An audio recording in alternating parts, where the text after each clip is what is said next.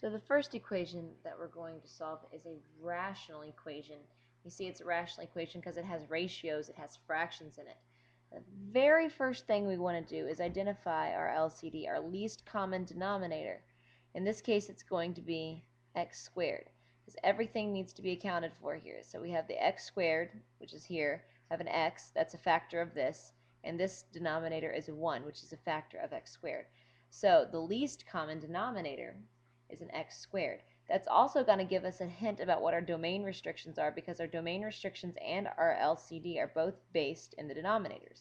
So our LCD needs to be set equal to 0. That means that our domain restriction is 0. In other words, x can be any real number other than 0, so we're going to find out which one it is, but if we get a 0, we have to exclude it.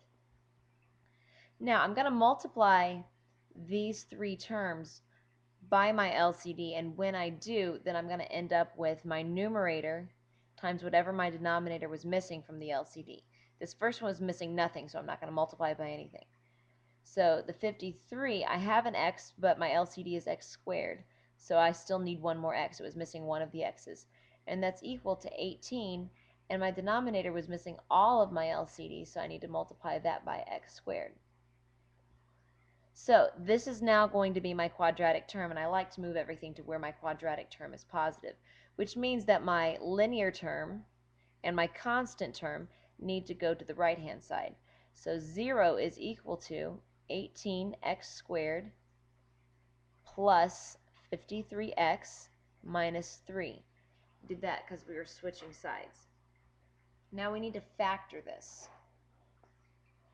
So 0 is equal to, now we can set up some factors, but we only have a couple options. Let me show you one of them.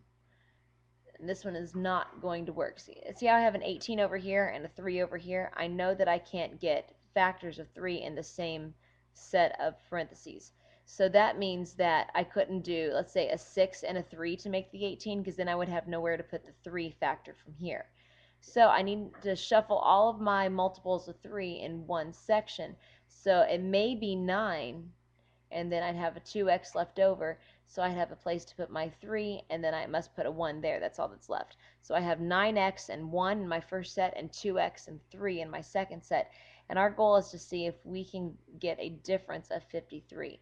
This is 27, and this is 2. That is not our set of factors. But I didn't really have too many options. Let's show another one. So 0 is equal to 18x. I know that I can't move any of these factors over here because I'm not gonna have a place for my 3. So 18x and the 3, and this is just gonna have to be an x and a 1. Now let's check. Now I have a 54 if I multiply these outer terms, and then I have a 1x if I multiply the inner terms. So if I choose this one to be positive and this one to be negative, then I can get a positive 53x as my middle term in that quadratic.